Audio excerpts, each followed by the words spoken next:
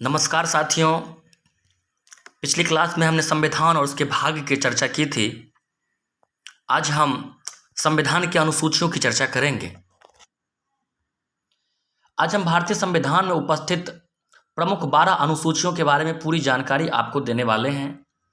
अनुसूचियां बहुत ही ज़्यादा महत्वपूर्ण होती है और यह आपकी परीक्षा में यहाँ से प्रश्न बनता है, यानी यह आपकी परीक्षा के दृष्टिकोण से बहुत ही महत्वपूर्ण है। भारतीय संविधान का निर्माण 26 नवंबर 1949 को हो गया था। उस समय भारतीय संविधान में 8 अनुसूचियां थीं। उसके बाद अलग अलग संविधान संशोधन के द्वारा इसमें 4 अनुसूचियां और जोड़ी गई और अभी वर्तमान में भारतीय संविधान में 12 अनुसूचियां हैं, जो कि निम्न प्रकार है। तो साथियों, जैसा कि आप सभी जानते हैं कि जो प्रारंभ में जब संविधान 26 जनवरी 1949 को बना कर तैयार हो गया था, तो उस समय 8 अनुसूचियां थी मूल संविधान में, जो कि अलग अलग संविधान संशोधन के द्वारा अब 4 अनुसूचियां और बढ़ा दी गई है और वर्तमान में 12 अनुसूचियां हैं। आज की क्लास में हम इन 12 अनुसूचियों का वर्णन कर रहे हैं आपके बीच कि कौन अनुसूची किस चीज़ से संबंधित है। इसका विवरण आज के लेक्चर में हम प्रस्तुत कर रहे हैं। तो साथियों, पहली अनुसूची देश और 28 राज्यों का उसमें उल्लेख है। दूसरी अनुसूची वेतन, भत्ते और पेंशन। तीसरी अनुसूची शपथ संबंधित उल्लेख है, यानी आप देखते हैं कि पहले अनुसूची में देश और 28 राज्य का उल्लेख कि कहाँ देश का जो भौगोलिक क्षेत्र उसका उल्लेख उसमें मिल रहा है। दूसरी अनुसूची में वेतन, भत्ते और पेंशन से संबंधित है कि जो सरकार के कर्मचारी होंगे उसके वेतन, भत्ते, पेंशन कैसी होंगी, किस प्रकार की वहाँ पर सुविधाएं प्रदान की जाएंगी, इससे संबंधित बात अनुसूची 2 में है। अनुसूची 3 शपथ संबंधित उल्लेख कि जो सरकार के कर्मचारी होंगे, जो सरकार के पदाधिकारी होंगे, बड़े बड़े पद पर जो लोग रहेंगे, उसके शपथ से संबंधित प्रावधान कि उन्हें शपथ लेना होगा निष्ठापूर्वक कार्य करने का, इसका उल्लेख संविधान की 3री अनुसूची में। चौथी अनुसूची राज्यसभा की सीटों का उल्लेख है। साथियों, बहुत महत्वपूर्ण क्वेश्चन वहां से बनता है कि किस अनुसूची में राज्यसभा की सीटों का वर्णन है, उल्लेख है, तो चौथी अनुसूची में। 5वीं अनुसूची अनुसूचित जाति और जनजाति क्षेत्रों के प्रशासन का उल्लेख। देश में कुछ क्षेत्रों को अनुसूचित जाति और जनजाति क्षेत्रों के रूप में परिभाषित किया गया है और उन क्षेत्रों का प्रशासन किस प्रकार का होगा, इसका वर्णन संविधान के अनुच्छेद 5 में, यानी अनुच्छेद 5 अनुसूचित जाति और जनजाति क्षेत्रों के प्रशासन से संबंधित है। 6ठी अनुसूची असम, त्रिपुरा, मेघालय, मिजोरम का जनजातीय प्रशासन।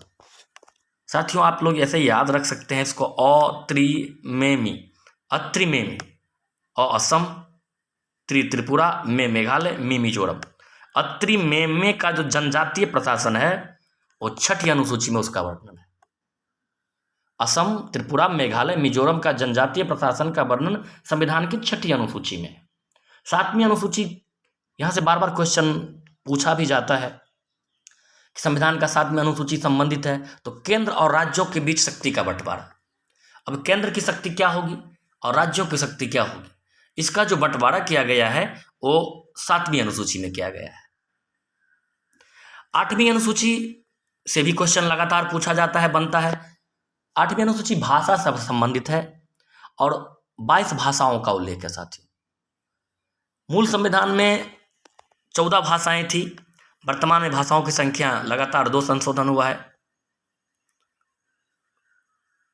और इन 2 संशोधनों के द्वारा भाषाओं की संख्या 22 हो गई है।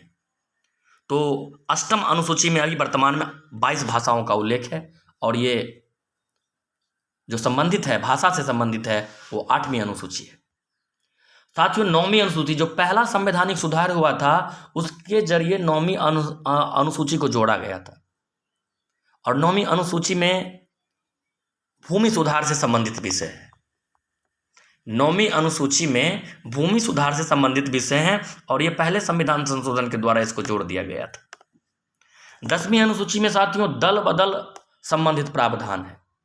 जो एक समय था भारतीय राजनीति में, तो काफ़ी दल बदल का दौर चलता था और उसको रोकने के लिए कुछ नियम बनाए गए और संविधान के 10वीं अनुसूची में दल बदल से संबंधित प्रावधान को रखा गया। तो द से दल, दसवीं, दौ से दल बदल, तो 10वीं अनुसूची दल बदल से संबंधित है, ऐसा आप याद रखेंगे। क्वेश्चन यहां से भी बनता है। 11वीं अनुसूची पंचायतों का प्रावधान है। 11वीं अनुसूची में पंचायतों का प्रावधान है। आप देखेंगे ये भी बाद में जोड़ा गया है। पंचायतों का प्रावधान 11वीं अनुसूची में दिया गया है। और 12वीं अनुसूची जो नगर क्षेत्र में जो नगर निकायों का प्रावधान है, अर्थात ये भी स्थानीय स्वशासन से संबंधित है। तो ग्रामीण क्षेत्रों में पंचायतों का प्रावधान होता है, 11वीं अनुसूची में है, जबकि शहरी क्षेत्रों में नगर निकायों का प्रावधान होता है और ये 12वीं अनुसूची में है। तो साथियों ये बहुत ही महत्वपूर्ण टॉपिक है कि किस अनुसूची में कौन से विषय शामिल है। तो सभी 12 अनुसूचियों में शामिल विषयों को मैंने आपके बीच रखा। आप इस वीडियो को देखें, शेयर करें, इस चैनल को सब्सक्राइब भी कर दें। एक नया चैनल परीक्षा के दृष्टिकोण से, प्रतियोगी परीक्षाओं के दृष्टिकोण से, और साथ ही साथ जो हमारे संपर्क में और भी जो स्टूडेंट सब हैं उसको जीके और जीएस का ज्ञान देने के उद्देश्य से हमने इस चैनल को बनाया है। तो जो कोई भी इस चैनल को आप देखते हैं तो उस चैनल को सब्सक्राइब भी कर दें, ताकि मैं अपना जो प्रयास है वो निरंतर आगे बढ़ाता रहूं और आप सबको भी कुछ लाभ मिलता रहे। तो वीडियो को अंत तक देखने के लिए आप सबका बहुत बहुत धन्यवाद। नमस्कार।